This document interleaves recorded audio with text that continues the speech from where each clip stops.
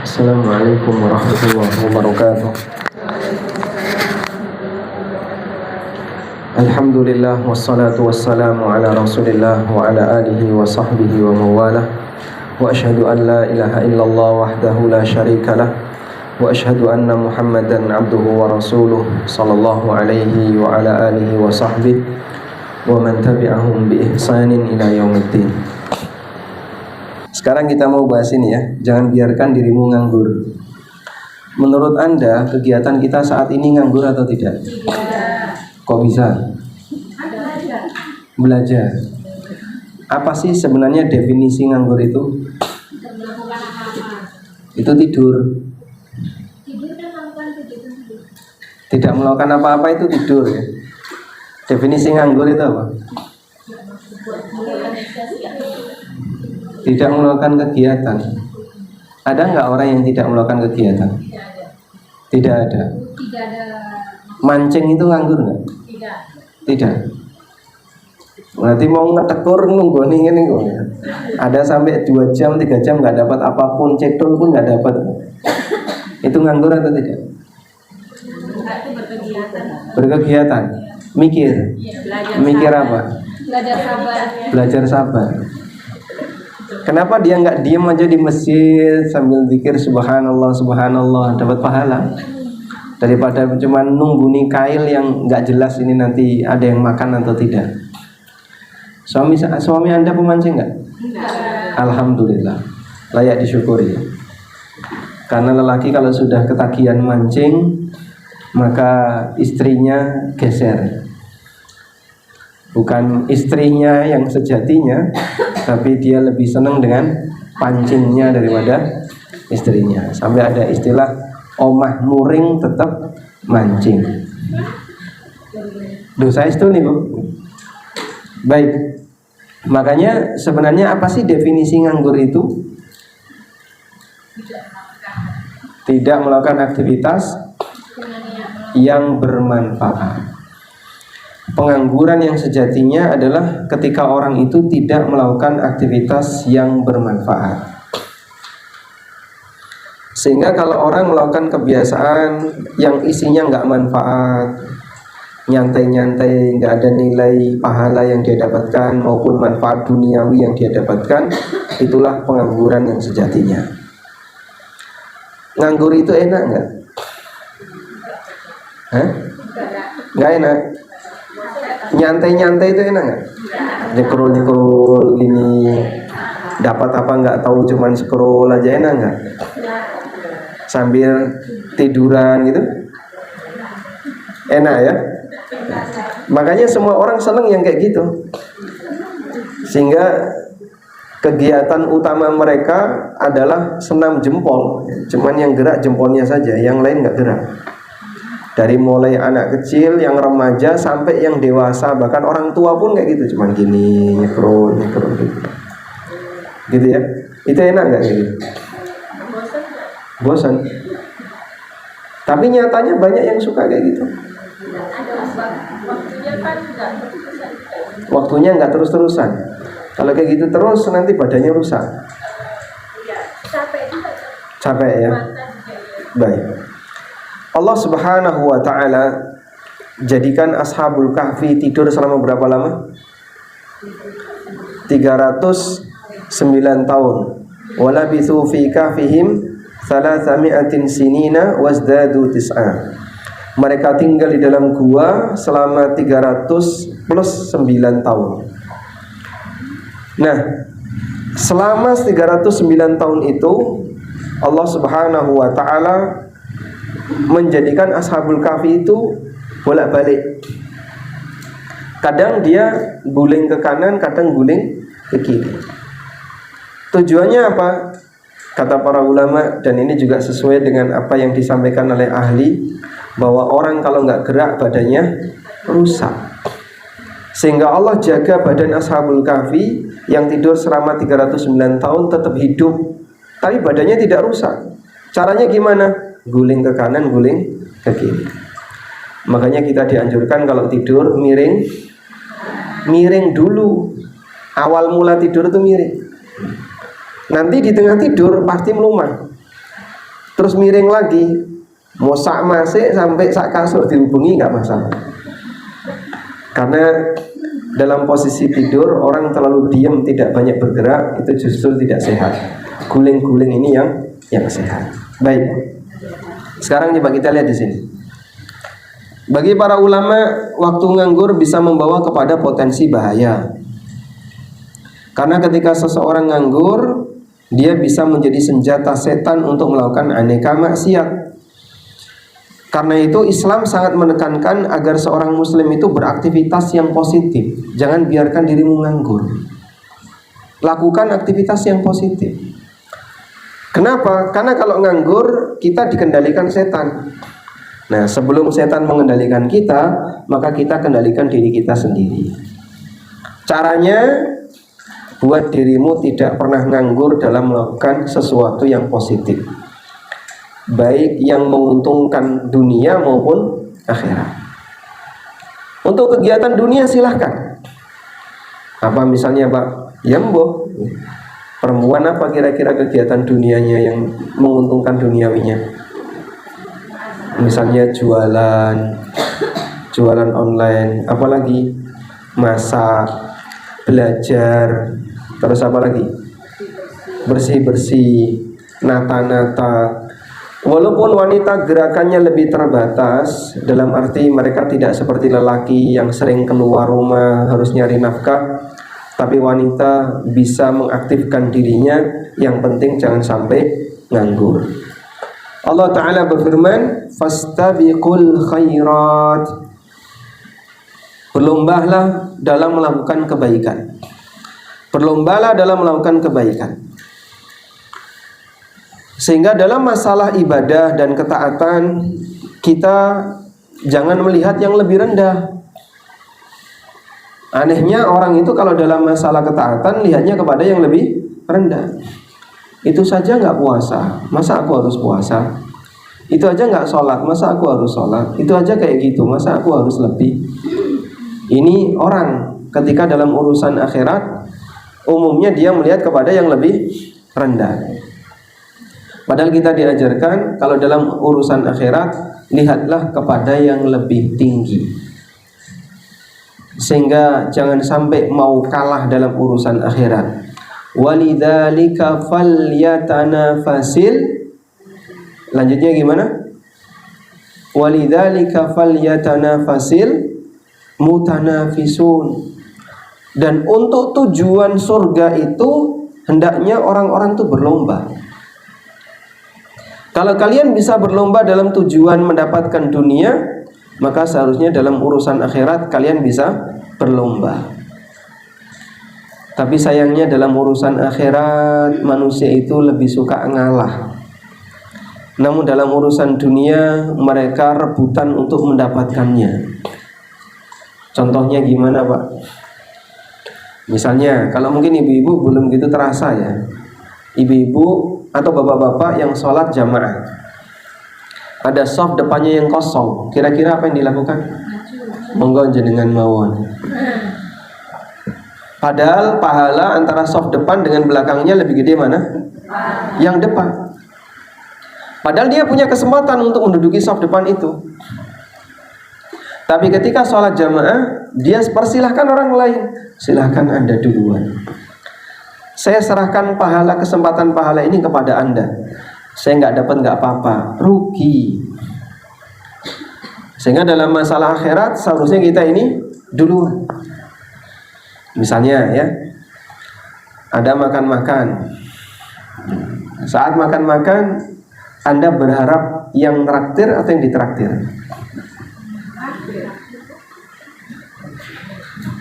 Yang mana? Yang traktir. Itu teorinya. Kenyataannya apa? Berharap dibayarin. Sehingga kenapa nggak rebutan untuk bayari? Kalau memang mampu misalnya, wah lebih enak dibayari Pak daripada bayari. Itu contoh ya, bagaimana orang bisa rebutan untuk mendapatkan kebaikan. Tapi kita rata-rata ya, mudah-mudahan hari ini ada yang traktir, mudah-mudahan hari ini ada yang bayarin. Sampai ketika ada ajakan, ayo kita makan-makan. Ibu ini ada nggak? Ada. Oh, aman, alhamdulillah. Pasti kalau ada beliau akan bayarin. Nah, Nabi SAW bersabda, ihris ala ma yanfa'uka wasta'in billah wala ta'jiz. Bersemangatlah untuk mendapatkan apa yang bermanfaat bagimu dan mintalah pertolongan kepada Allah, wala ta'jiz, dan jangan melempem. Jadi kalau dalam urusan agama kita diajarkan jadilah orang yang produktif. Kerjakan yang bisa dikerjakan, karena nganggur itu bisa berbahaya. Semangatlah untuk mendapatkan yang terbaik dan mintalah pertolongan kepada Allah, karena kau tidak bisa menentukan takdirmu. Wala ta'jiz, dan jangan melempem, jangan lemah semangat disebabkan karena ada halangan. Baik, saya boleh pinjam kertas dan pulpen yang sisa. Pulpen ada bawa berapa? Masya Allah, berlomba. Siap. Nyun sewu. Ibu bawa pulpen berapa? Mantap 3. 3. Ya, sampai nyobeknya 3 ya tadi. Kelebihan ini. Saya mau bercerita tentang bagaimana cara Nabi SAW menjelaskan antara cita-cita dan ajal. Beliau pernah gambar seperti ini. Kelihatan nggak? Ya.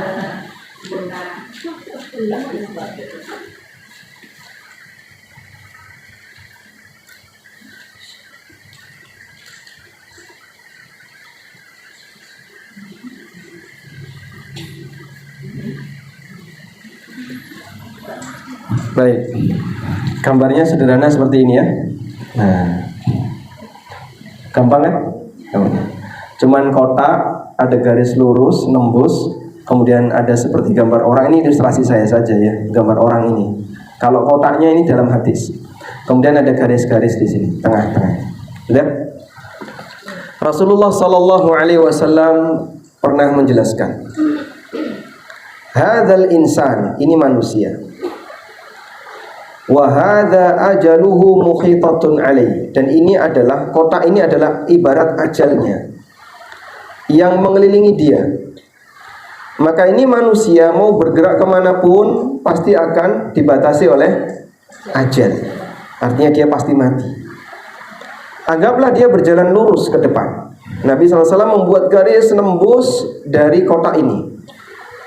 Lalu beliau mengatakan, wa hadza amaluh, dan ini cita-citanya, nembus ajal. Wa hadhil a'rad, dan garis-garis ini adalah tantangan hidup, aneka rintangan-rintangan hidup. Manusia berjalan untuk menggapai cita-citanya, dan sampai mati cita-citanya belum terwujud.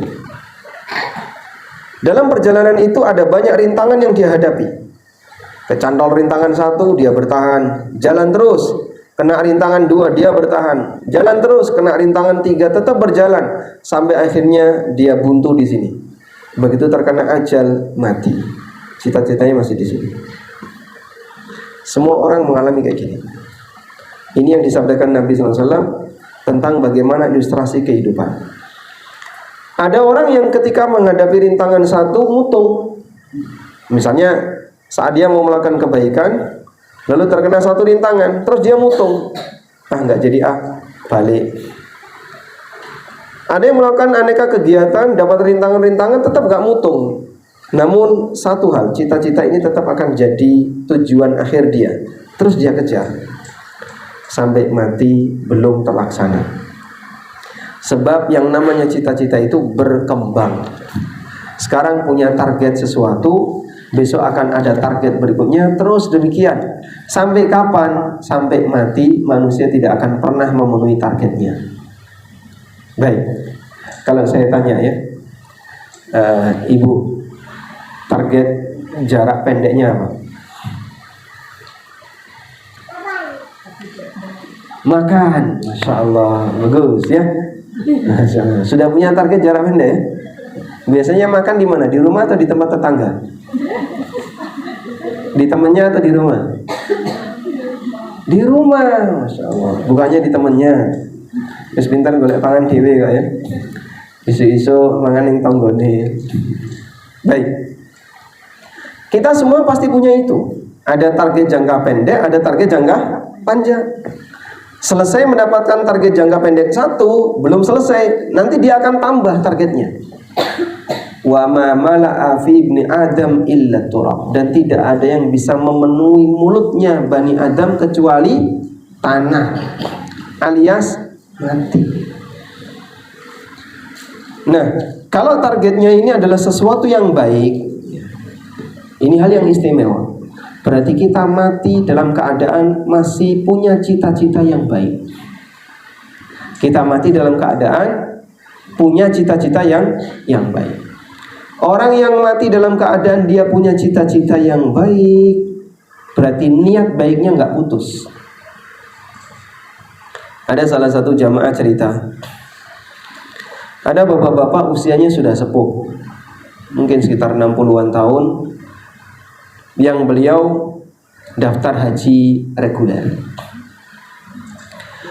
Usia 60 daftar haji reguler. Bisa kebayang kira-kira berangkatnya berapa lama? 20 tahun itu dulu. Sekarang bisa sampai 30-an tahun.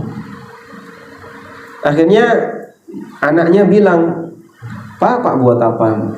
Duit nganggur cuman dipakai daftar. Mending duitnya ditarik nggo bisnis anak-anaknya, barangkali nanti untung. Ditarik aja Pak, 25 juta, sayang kalau cuman dibiarkan nganggur. Apa kata si bapak? Saya nggak mau narik. Kalaupun saya mati dalam posisi saya belum haji, maka saya mati dalam penantian. Mati dalam penantian itu apa? Niatnya belum putus, sehingga beliau punya harapan untuk bisa berangkat haji tadi itu nggak putus, walaupun ada banyak rintangan satu, rintangan dua, tapi dia sabar, dia tetap hadapi itu rintangan, entah berhasil atau tidak, hingga kemudian dia ketemu ajal. Saat ketemu ajal, mati. Begitu dia mati, apa yang menjadi cita-cita dia belum dia dapatkan. Kalau itu cita-cita yang baik, insya Allah bernilai pahala. Maka matilah dalam keadaan masih punya cita-cita yang baik, cita-cita yang bernilai pahala, seperti cita-cita pengen haji, cita-cita pengen apalagi misalnya membahagiakan orang tua, tapi anaknya mati duluan sebelum orang tuanya. Ada cita-cita pengen menghajikan orang tua, bagus ya? Bagus ya. Tapi sampai anaknya mati, orang tuanya masih hidup, nggak berhasil. Ada yang pengen menghafal Quran, sampai mati baru dapat Al-Fatihah. Masya Allah, itu usahanya yang kurang, nggak serius. Ada yang pengen, saya itu pengen bisa baca bahasa Arab. Tapi setiap kali ada kursus bahasa Arab, pendaftaran baru, daftar. 3 pertemuan, ngilang. Dibuka pendaftaran baru lagi, daftar lagi, ngilang lagi. Seperti itu ya. Sehingga bisa jadi ada orang yang punya cita-cita kebaikan sampai dia mati belum terwujud. Kalau itu nilainya pahalanya nggak putus. Nah, karena itu milikilah cita-cita yang kira-kira bisa mengantarkan kita mendapatkan pahala. Penaklukan Baitul Maqdis itu kan diawali dari cita-cita. Ada seorang suami istri, sebelum mereka nikah, wallahu a'lam, singkat cerita, saat lamaran si wanita ini tanya, harapan kamu apa setelah menikahiku? Si laki ini mengatakan, saya berharap saya bisa punya keturunan yang nanti akan menaklukkan Baitul Maqdis. Akhirnya mereka nikah. Dalam pernikahan itu terlahirlah seorang anak laki-laki, diberi nama siapa?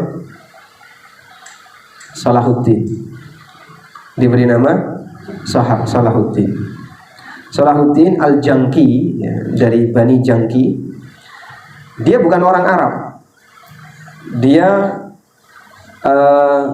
orang Syam. Bukan orang Arab. Nah, saat terlahir Salahuddin, bapak ibunya sudah kompak. Gimana caranya agar anak ini nanti bisa dewasa memimpin kaum muslimin untuk menaklukkan Baitul Maqdis. Masya Allah, cita-cita yang luar biasa. Dan Allah wujudkan. Setelah Allah wujudkan, seperti yang kita tahu dalam salah satu cuplikan sejarah Islam, Baitul Maqdis jatuh ke tangan kaum muslimin di masa Salahuddin Al-Ayyubi setelah sekian lama dikuasai oleh orang Nasrani. Dan sejarah ini kan berulang ya. Dulu Baitul Maqdis dikuasai oleh orang Nasrani di zaman Nabi SAW. Sampai Rasulullah SAW meninggal, Baitul Maqdis belum ditaklukkan. Kemudian di zaman Amirul Mukminin Abu Bakar terjadi penyerangan Romawi, tapi belum sampai menaklukkan Baitul Maqdis. Baru di masa Khalifah Umar Baitul Maqdis takluk. Sehingga Baitul Maqdis masuk ke wilayah kaum muslimin di zaman siapa? Umar bin Khattab radhiyallahu anhu. Makanya kalau sekarang ada yang bilang kita sedih kehilangan Baitul Maqdis. Dulu Nabimu SAW sampai beliau meninggal itu Baitul Maqdis belum ditaklukkan. Masih di bawah wilayah Bizantium Romawi. Karena ketika itu kekuatan kaum muslimin belum mencukupi untuk menghadapi kekuatan Romawi yang sangat besar. Karena Romawi kerajaan tua dan besar. Hingga ketika di zaman Umar Baitul Maqdis masuk ke wilayah kaum muslimin. Bertahan dalam waktu yang cukup lama, wallahu a'lam sampai kapan, kemudian jatuh kembali ke tangan orang Nasrani.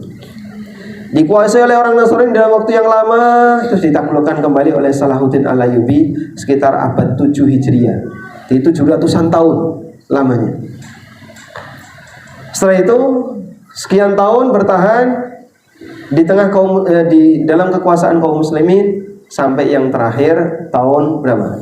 45 ya. Dihadiahkan oleh Inggris kepada Israel. Dan waktu itu cuma wilayah kecil. Hingga terjadilah wilayah kecil waktu itu cuma satu titik kecil. Ini tanah kamu, silahkan Israel tinggal di sini. Kanan kirinya masih negara Palestina, orang Arab yang tinggal, Muslim. Hingga terjadilah satu peperangan namanya Perang Nakbah. Dalam peristiwa Perang Nakbah, anggaplah misalnya ini Palestina ya. Israel yang awalnya cuma sedikit begini, cuma kecil begini, langsung bisa menguasai 80%. Dari yang awalnya kecil. Maka mereka semakin sering diserang, semakin memperluas wilayah. Dan itu kemudian jadi pertimbangan, nyerang Israel, Palestina hilang. Kalau sampai totalitas. Perang Nakbah itu kan totalitas ya. Ada 6 negara yang rame-rame mau nyerang satu titik ini, tapi nggak berhasil. Justru malah meluas.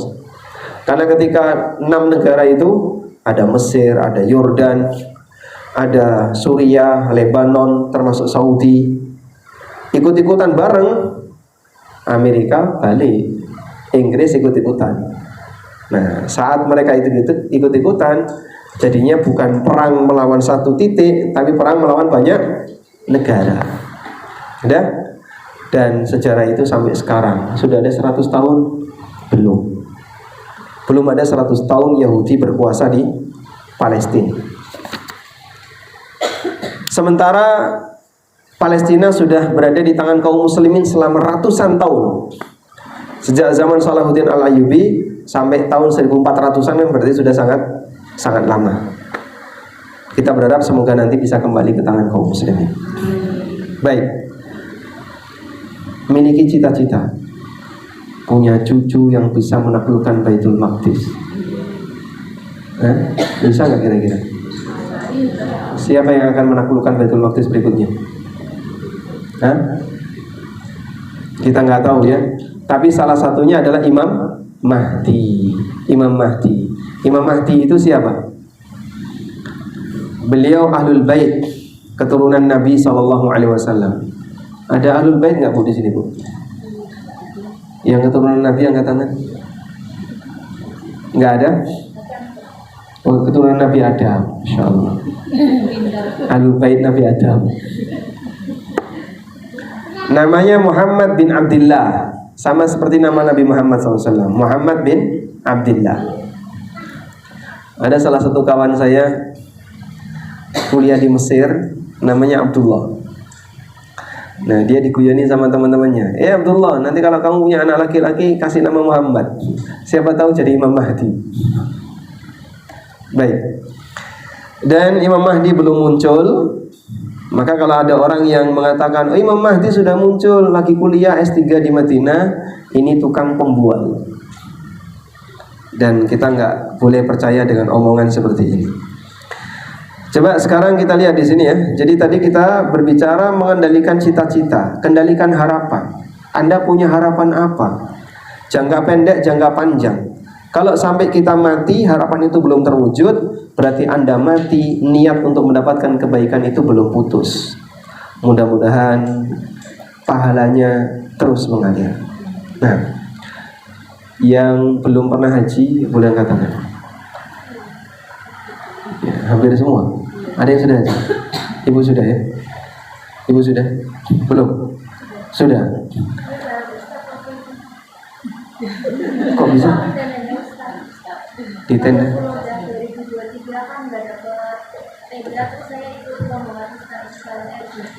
Oh, berarti ibu apanya Bang Husen? Oh, Masya Allah. Nggak tahu saya. Kalau Bang Husen kemarin ketemu Bang Husen. Yang suasana? Oh, ibu istrinya punya suasana.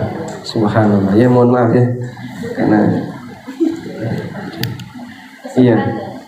Nah, saya nggak ketemu beliau, kalau suaminya ketemu. Dan saya pernah ke suasana nggak bayar. Iya, karena suami beliau yang bilang nggak usah bayar. Alhamdulillah. Tapi insya Allah saya tidak ulangi lagi. Hah? Nggak apa-apa. Iya. Baik, kita lanjutkan ya. Jadi misalnya posisi Anda yang belum berhaji, terus punya keinginan, pengen dalam waktu dekat atau dalam waktu lama? Saya pengennya sih dekat Pak Ustaz. Tapi antriannya kan panjang. Sudah daftar reguler? Sudah. Tahun kapan akan berangkat? Baru berarti daftarnya? 2030? Baik, alhamdulillah. Ya, semoga fisiknya masih kuat dan Allah kasih usia yang cukup untuk bisa berhaji. Walhamdulillah, haji Indonesia ramah lansia. Dan itu jargonnya kan, di Indonesia ada masjid ramah anak. Nah, kalau hajinya Indonesia haji ramah lansia. Rata-rata tuh. Ya, akhirnya resikonya ya jadinya banyak yang susah dikendalikan. Baik, kita lanjut ya. Saat kita sibuk dengan hal yang positif, kita akan terlupakan untuk melakukan perbuatan yang negatif. Itulah karakter jiwa manusia.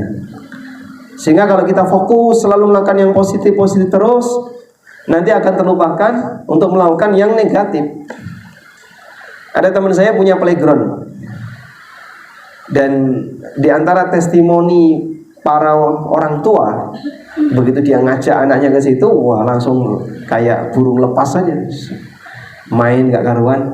Kata orang tuanya, saya seneng ke sini karena anak saya lupa HP. Kalau udah di rumah itu Masya Allah sering berantem sama anak gara-gara rebutan HP. Ini juga sama. Di rumah gak pernah. Masya Allah, alhamdulillah. Jadi gara-gara rebutan HP.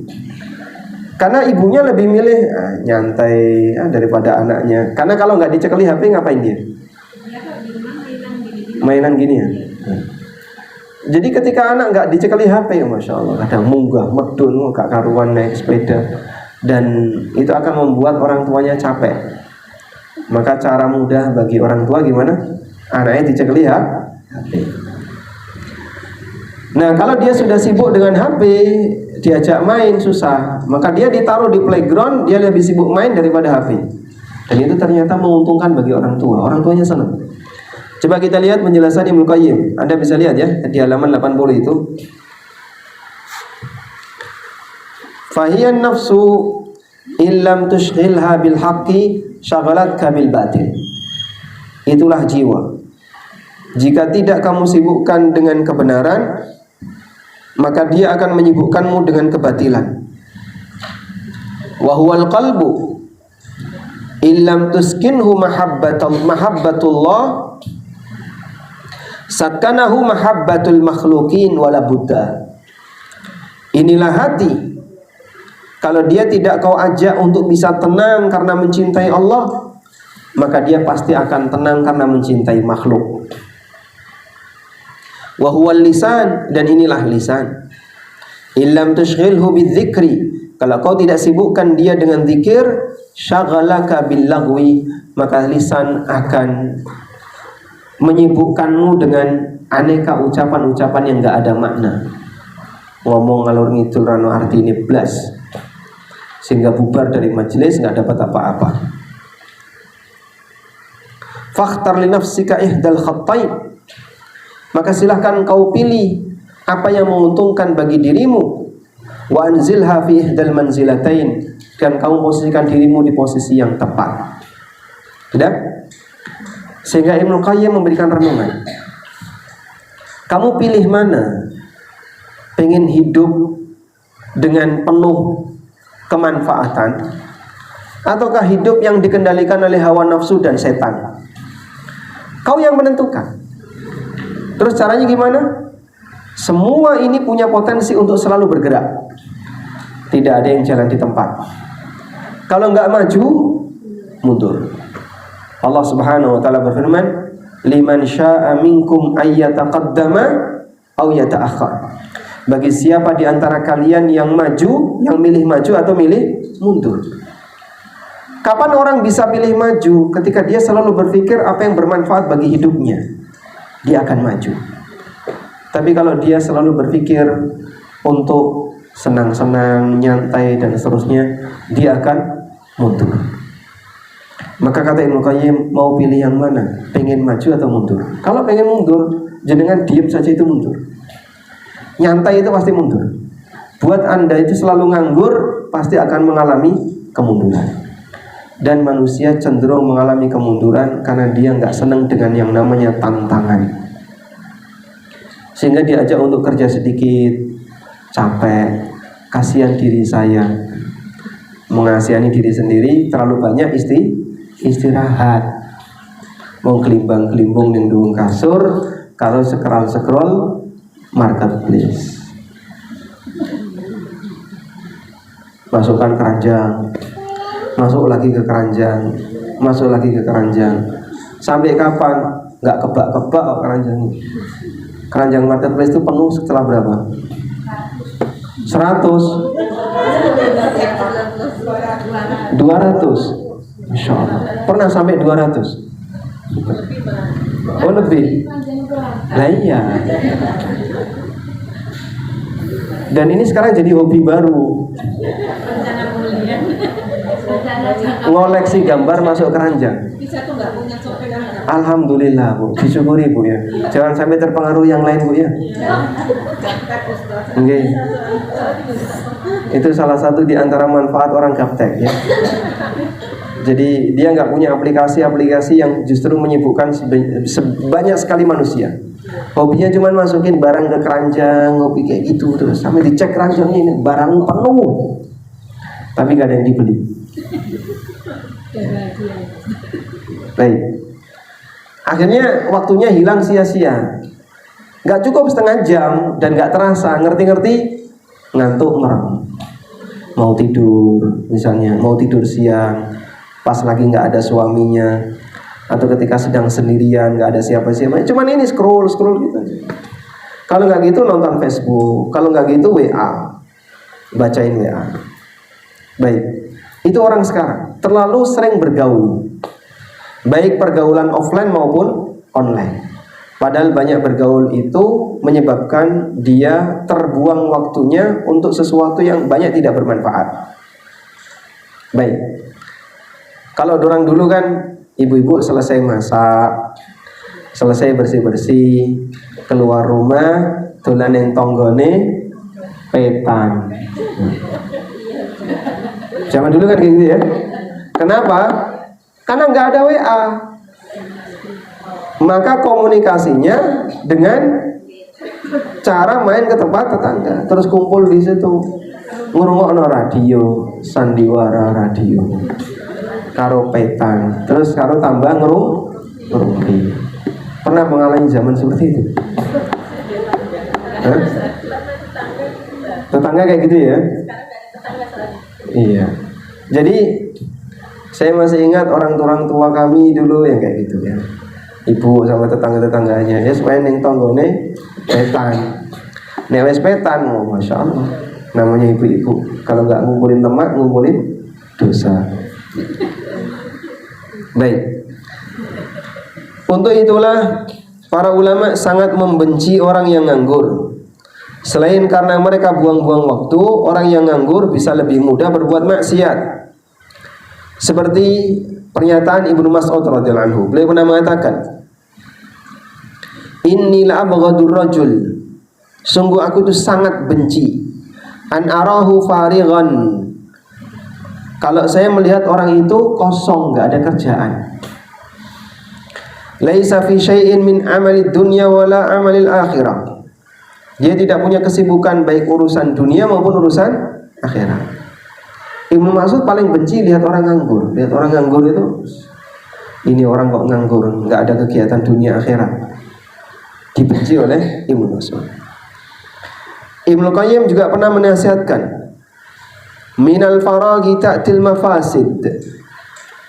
Berangkat dari nganggur itulah yang kemudian mendatangkan aneka kerusakan, aneka potensi kerusakan. Wa tatawalal ma'asi 'alal 'abdi fi silsilatin mudmirah. Dan mempengaruhi hamba untuk bermaksiat dalam rangkaian kerusakan. Tud'iful iman fil qalbi wa tub'iduhu an maula. Yang bisa melemahkan iman di hati dan menjauhkan orang dari Tuhannya. Dan bahaya yang seperti ini. Sehingga ketika orang itu dalam posisi nganggur, seringnya digunakan untuk hal yang tidak bermanfaat. Di zaman gak ada HP, orang yang nganggur golek konco. Orang yang nganggur banyak tidur.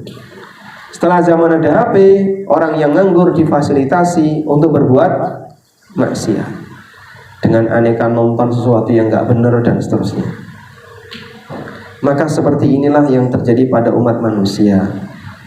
Karena itu kita diajarkan untuk jaga diri dengan aneka kesibukan agar kita tidak nganggur. Baik.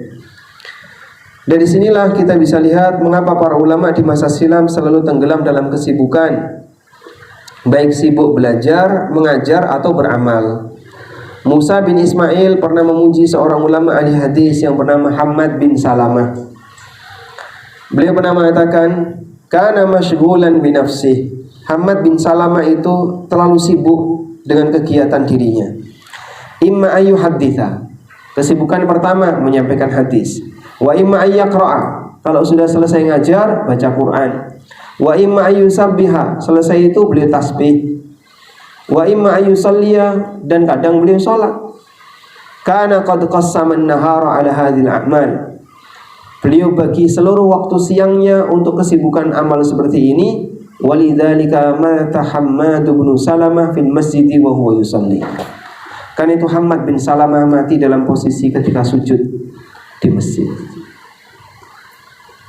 Artinya begini, beliau itu sampai pada kondisi malaikat mau mencabut saya kapanpun, mau mencabut nyawa saya sudah tidak ada waktu yang kosong dari ibadah. Sehingga saya mau dicabut waktu saya mau dicabut nyawa saya kapanpun di waktu saya, semuanya sudah terisi ibadah. Itulah yang terjadi pada Hammad bin Salamah. Dan umumnya para ulama seperti itu.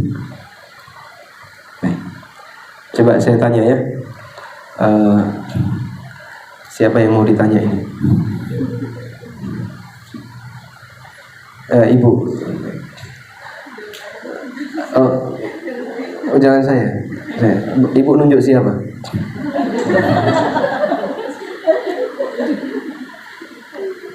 Nggak tahu ya, sudah. Kalau nggak ada nunjuk berarti Anda yang saya tanya.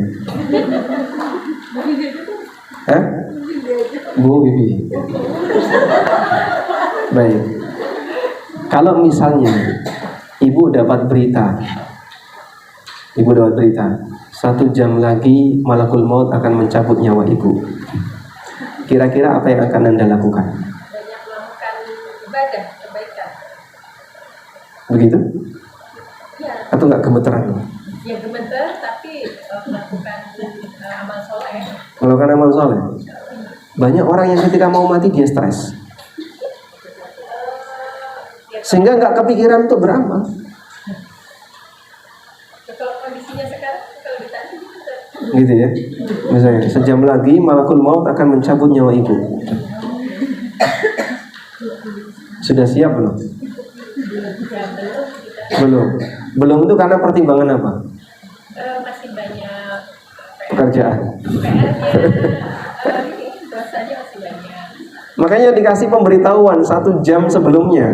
Ada kesempatan tobat. Orang tobat itu butuh berapa lama? Sebentar ya. Sebentar. Baik, Ibu bisa kasihkan yang lain, siapa yang mau ditanya? Bisa tunjuk yang lain.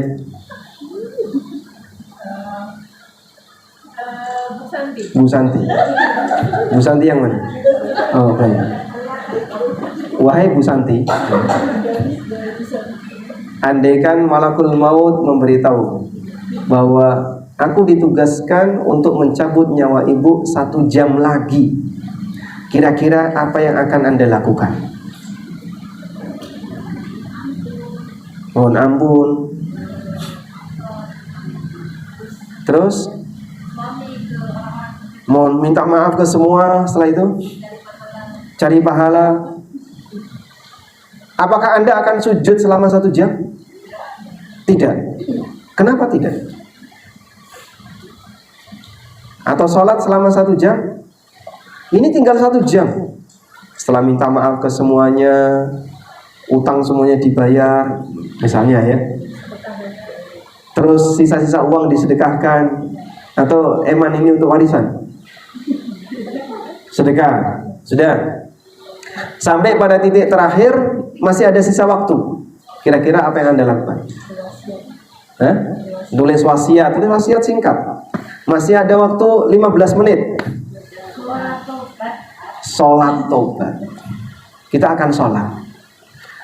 Kalau orang yang masih mikir apa yang kira-kira menguntungkan bagi dia, dia akan mencari amalan yang paling tinggi derajatnya. Apa itu? Sholat. Tapi ternyata realitanya tidak demikian. Ada banyak orang yang ketika mau dieksekusi mati bingung dia. Saya ngapain ya mau dieksekusi mati? Akhirnya cuma bisa gemeteran. Ada yang ketika mati siap-siap malah tiduran. Harusnya apa? Ibadah. Maka dalam situasi genting, ketika Anda takut mati, segera sholat. Ketika takut mati, ada sebagian jamaah yang kadang bilang, saya kok tiba-tiba jantungnya berdebar-debar, saya ketakutan, saya takut jangan-jangan saya mau mati. Terus kamu ngapain? Tidur. Oh, mana tidur gitu? Anggaplah misalnya bisa jadi itu isyarat dari Allah bahwa sebentar lagi kau memang mau mati. Apa yang kau lakukan? Tidur. Buat apa tidur? Segera sholat.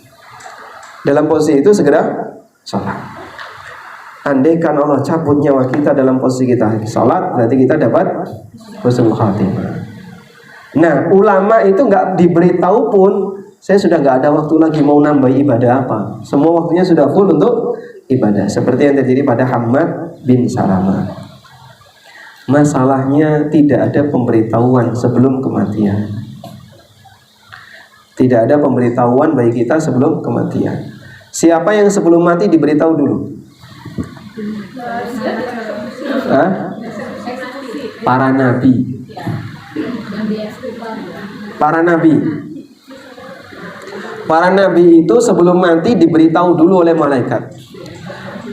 Allah perintahkan aku untuk mencabut nyawamu sekian hari lagi. Nah, itu baru kemudian Nabi memilih waktu, saya pilih hari ini. Ma min nabiyyin illa khuyyir. Tidak ada seorang pun nabi kecuali dia diberi pilihan oleh Allah mau mati kapan. Termasuk Nabi Muhammad SAW, sehingga saat beliau meninggal kalimat terakhir yang beliau ucapkan apa? Hah? Apa kalimat terakhir yang diucapkan Nabi Muhammad SAW? Bukan, itu jauh. Umat ke umat itu masih ketika beliau masih hidup, masih sehat. Beliau mengucapkan ma'ar-rafiqil a'la. Pernah dengar itu? Beliau meninggal di mana? Di pangkuan Aisyah radhiyallahu anha. Dalam posisi Nabi SAW tidur, kepalanya di pangkuan Aisyah.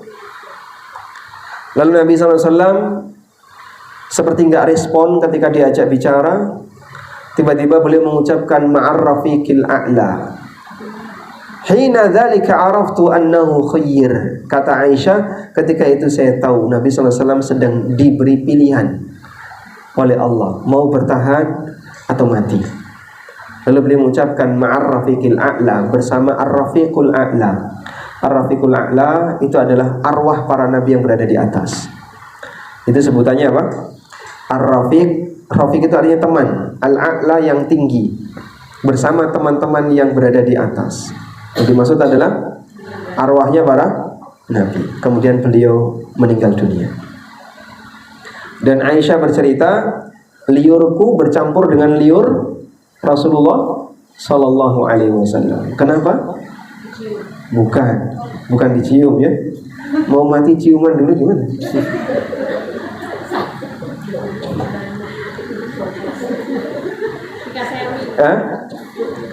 Siwak. Ya. Jadi Nabi SAW sebelum meninggal dunia, beliau melihat siwak yang dibawa oleh Abdurrahman bin Abu Bakar, saudaranya Aisyah. Lalu siwaknya dikasihkan kepada Aisyah, terus digigiti oleh Aisyah, dilumatkan, dibuat lembut, kemudian dipakai menggosok gigi Nabi SAW, dan setelah itu beliau meninggal. Sehingga Aisyah mengatakan, air liurku bercampur dengan air liur Nabi SAW. Ya. Makanya kalau suaminya pengen tidur di pangkuan istrinya, dikasih tahu, bapak mau sikatan, terus ambil sikat gigi, kasih ludah dikit, gosokkan di situ. Mbok menawa bariki bapak hilang. Air liurku bercampur dengan air liur bapak sebelum meninggal. Hah? Ngamuk. Loh, sunnahnya kan kayak gitu tuh. Anda kasih tahu sejarah tadi. Coba, punya buku Sirah Nabawi nggak? Punya, baca di bagian akhir wafatnya Nabi SAW, detik-detik wafatnya Nabi SAW. Ada buku judulnya Wafayatul A'yan, wafatnya para tokoh. Wafatnya Nabi SAW, wafatnya Abu Bakar, wafatnya Umar, dan para tokoh-tokoh setelahnya. Nah, ada banyak cerita menarik dari wafatnya orang-orang hebat itu. Makanya di antara membaca sejarah itu dibaca sampai orangnya wafat ya. Anda baca sejarah wafatnya Nabi SAW. Sudah? Karena ada cerita ngawur di balik itu, melibatkan Fatimah dan seterusnya, dan itu nggak benar. Nanti silakan Anda baca Sirah Nabawiyah. Kita lanjutkan. Jadi pada posisi inilah para ulama, karena sudah sangat sibuk dengan aneka kegiatan yang bermanfaat, maka mereka sudah tidak ada waktu yang kosong untuk ibadah. Sehingga mereka sampai dikasih testimoni, andai kan malaikat itu mau mencabut nyawanya kapanpun, yang bersangkutan sudah siap. Karena sudah tidak ada lagi waktu kosong. Semuanya sudah terisi dengan ketaatan. Hingga sebagian ulama seperti Al-Munawi menyebutkan bahwa orang yang membiarkan harinya berlalu tanpa aktivitas yang bermanfaat, berarti dia telah durhaka kepada waktunya. Dia telah durhaka kepada waktunya. Al-Munawi mengatakan, "I'lam annahu minal faragi takunu sabwa, wa man amda yawmahu fi ghairi haqqin qadahu, faradu adahu, au majjada atsalah, au hamida hassalahu, au hamdun hassalahu, au khairan assasahu, au ilmun iktabasahu, faqad aqqa yaumahu. Sadarilah nganggur itu bisa menjadi hal yang melalaikan. Siapa yang menghabiskan harinya tanpa diisi dengan menegakkan kebenaran, atau menunaikan kewajiban, atau mendapatkan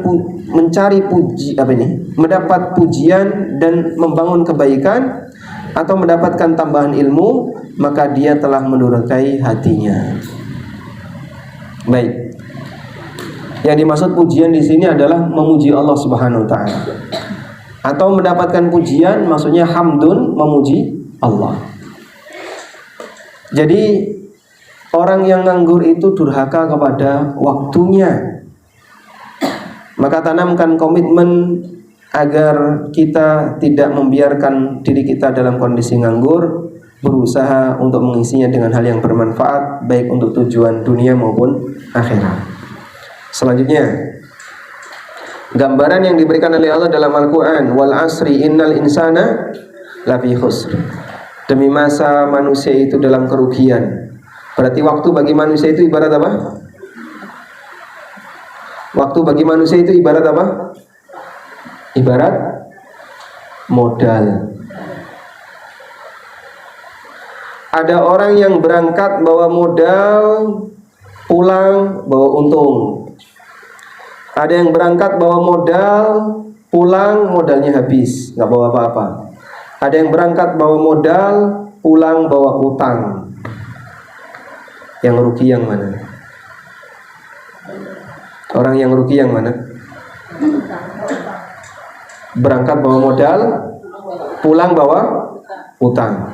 Berangkat bawa modal, pulang modalnya habis, nggak dapat apa-apa. Berangkat bawa modal waktu, pulang menghadap Allah mati, tapi dia bawa dosa. Itu seperti orang yang berangkat bawa modal, pulang bawa utang. Dari tiga ini kita yang mana? Dari tiga ini kita yang mana? Yang innalillahi wa inna ilaihi raji'un. Jangan sampai yang ketiga ya. Kita semuanya pasti akan pulang menuju Allah untuk selamanya, nggak bakalan balik lagi hidup di muka bumi. Maka saat kita pulang, Allah bakal tanya modal yang Allah berikan. Itulah waktu. Sehingga salah satu yang akan ditanya oleh Allah adalah wa an umrihi fima afna.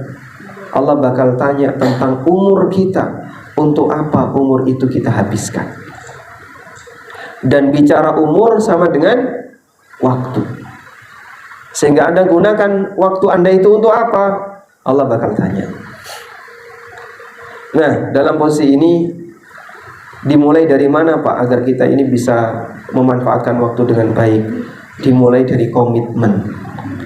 Saya berkomitmen tidak akan menyia-nyiakan waktu. Muslim itu tidak mungkin nganggur. Masih banyak kerjaan yang bisa dia lakukan. Pak, sudah selesai semua. Dzikir. Ya, saya tak dzikir. Ada nggak waktu larangan dzikir? Kapan kita dilarang untuk dzikir? Saat di toilet. Hanya terbatas. Makanya ketika Nabi SAW keluar toilet, apa yang beliau baca? Ghufranaka, ampunanmu ya Allah. Apa hubungannya? Apakah beliau di toilet maksiat? Kok sampai ketika keluar toilet beliau mohon ampun kepada Allah? Tidak. Terus kenapa beliau membaca ghufranaka?